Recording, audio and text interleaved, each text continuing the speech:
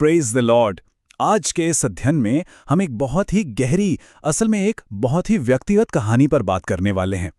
ये कहानी है इंसान की कमजोरी की और एक बिल्कुल परफेक्ट, दोष रहित जगह के छिन जाने की। जी हाँ, हम बात कर रहे हैं उत्पत्ति अध्याय 3 की, जहां से पाप की शुरुआत हुई। देखिए, ये कोई पुरानी किताब का सिर्फ एक पन्ना नहीं है, बल्कि ये हमारे ही मानव स्वभाव की एक बहुत ही मार्मिक तस्वीर पेश करता है। तो चलिए, बिना किसी देरी के इस दिलचस्प विषय की गहराई में उतरते हैं। अब आप देखेंगे कि इस कहानी की शुरुआत का तनाव ही सबसे ज्यादा दिलचस्प है। मतलब सब कुछ बिल्कुल सही चल रहा था, एकदम मासूम दुनिया थी। लेकिन तभी एक बहुत ही चतुर प्राणी यानी सांप आकर एक सीधा सा सवाल पूछता है। हे स्त्री, क्या परमेश्वर ने सचमुच तुमसे कहा है कि तुम बाग के किसी पेड़ से फल ना खाना? ये कोई आम सवाल नहीं था, समझे आप। ये एक बहुत ही सोची समझी चाल थी।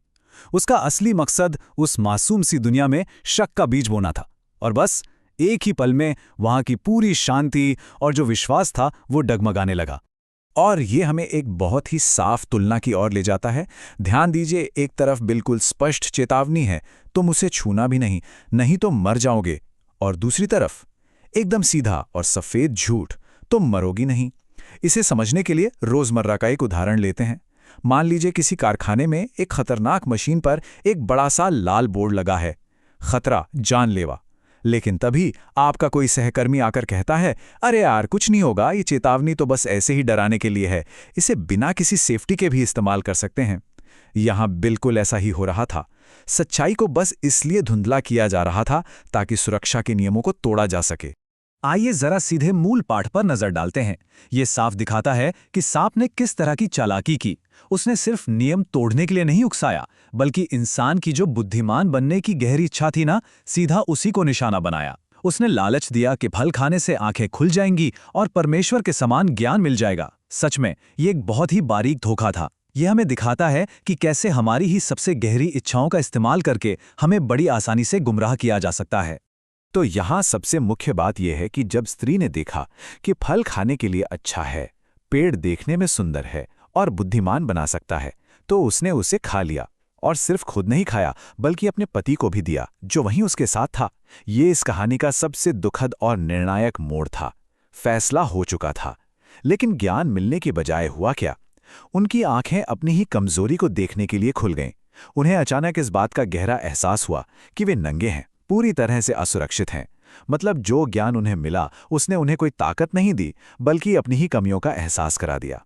और फिर खुद को ढकने के लिए उन्होंने अंजीर के पत्ते जोड़ लिए। इसके बाद एक बहुत ही भावुक कर देने वाला पल आता है। दिन के ठंडे समय में सृष्टिकर्ता बाग में आते हैं। उनकी आवाज सुनकर मनुष्य और स्त्री डर के मारे पेड़ों के बीच छिप जाते हैं। और फिर परमेश्वर ये सीधा लेकिन दिल को छू लेने वाला सवाल पूछते हैं, तुम कहाँ हो?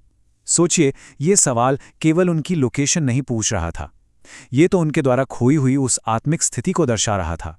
जो इंसान पहले बिना किसी डर के आज़ाद रहता था, वो अब अपनी कमियों को छिपाने के लिए डर के मारे अंजीर के पत्तों के पीछे दुबका हुआ था। यहाँ हम बिल्कुल साफ देख सकते हैं कि जब कोई गलती पकड़ी जाती है तो मानव स्वभाव कैसे रिएक्ट करता है। जैसे ही परमेश्वर ने उनसे कारण पूछा, जिम्मेदारी लेने के बजाय एक दूसरे पर आरोप लगाने का सिलसिला शुरू हो गया। पुरुष ने तुरंत स्त्री को दोषी ठहराया और स्त्री ने सांप पर दोष मढ़ दिया कि उसने धोखा दिया। ये बिल्कुल आज की हमारी वास्तविक दुनिया के उदाहरणों जैसा ही है। जैसे किसी आधुनिक ऑफिस में जब कोई बड़ी गलती हो जाती है तो कोई भी उसकी जिम्मेदारी लेने को तैयार नहीं होता है ना। हर कोई बस अपने सहकर्मी पर उंगली उठाने लगता है। असल में दोष मढ़ने की ये जो आदत है ना, वो यहीं से शुरू हुई थी। खैर, चलिए अब आगे बढ़ते हैं और देखते हैं कि ये कहानी आगे कैसे बढ़ती है। ये प्राचीन लेख हमें दिखाता है कि इस एक गंभीर फैसले के क्या-क्या परिणाम हुए। जाहिर है, जब हम नियम तोड़ते हैं तो उसके नतीजे तो सामने आते ही हैं।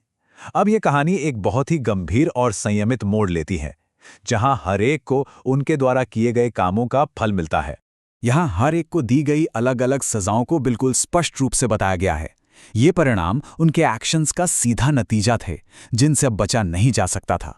सांप को सजा मिली कि वो हमेशा पेट के बल रेंगने और धूल चाटने को मजबूर होगा। स्त्री के लिए प्रसव की पीड़ा को बहुत ज्यादा बढ़ा दिया गया और मनुष्य के लिए उसी के कारण भूमि को श्राप मिला। अब उसे अपना भोजन पाने के लिए कांटे और खरपतवार के बीच जीवन भर कठिन परिश्रम करना होगा। एक तरह से पहले वाली उस आसान और आरामदायक जिंदगी का अब पूरी तरह से अंत हो गया था। लेकिन सबसे गहरा और अंतिम परिणाम कुछ और ही था। तुम दोबारा मिट्टी बन जाओगे। इस एक छोटे से वाक्य ने मानव कहानी में मृत्यु की वास्तविकता को लाकर खड़ा कर दिया। जरा सोचिए, जो इंसान असीमित जीवन के लिए बनाया गया था, उसे अब अपनी नश्वरता यानी मौत का सामना करना था। ये एक अटल सच्चाई बन गई कि इंसान जिस मिट्टी से बनाया गया था, आखिरकार माथे पर पसीना बहाने और उम्र भर की कठिन मेहनत के बाद वो मृत्यु को प्राप्त करके उसी मिट्टी में वापस मिल जाएगा। और अंत में उन्हें उस पूर्णता के स्थान से, उस परफेक्ट जगह से हमेशा के लिए निकाल दिया गया। ये निष्कासन एकदम फाइनल था। मनुष्य को अदन के बाग से बाहर भेज दिया गया ताकि वह उस भूमि पर कड़ी मेहनत कर सके जिससे वो खुद रचा गया था। और जो जीवन के पेड़ तक वापस जाने का रास्ता था ना, उसे हमेशा के लिए बंद कर दिया गया। करूबों यानी स्वर्गदूतों को और एक चारों ओर चमकती हुई आग की तलवार को बाग के फाटक की रखवाली के लिए रख दिया गया। एक परिपूर्ण और सुंदर जीवन का वो अध्याय हमेशा के लिए समाप्त हो गया। तो इस पूरी कहानी से रोजमर्रा के जीवन के लिए हम क्या सीख सकते हैं? यहाँ 3 बहुत ही व्यवहारिक और स्पष्ट कदम हैं जो इस प्राचीन पाठ से सीधे तौर पर लिए गए हैं।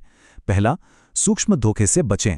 हमें हमेशा सतर्क रहना चाहिए क्योंकि गलत विचार अक्सर बहुत ही आकर्षक रूप में हमारे सामने आते हैं। दूसरा, दूसरों पर दोष मढ़ने के बजाय अपनी जिम्मेदारी खुद लें। जब गलती हो तो छिपने या दूसरों पर उंगली उठाने के बजाय अपनी जवाबदेही स्वीकार करें।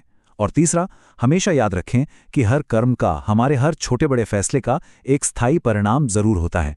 और ये सब हमें इस अंतिम और विचारोत्तेजक प्रश्न पर ले आता है, क्या हम आज भी अपनी गलतियों के लिए छिप रहे हैं और दूसरों को दोष दे रहे हैं? देखिए, अदन के बाग की वो कहानी सिर्फ अतीत का हिस्सा नहीं है, वो आज भी हमारी अपनी मानवीय कमजोरियों का आईना है। आइए इस पर जरा गहराई से विचार करें। और इसी के साथ हम इस अध्ययन को यहीं समाप्त करते हैं। Like, share and subscribe.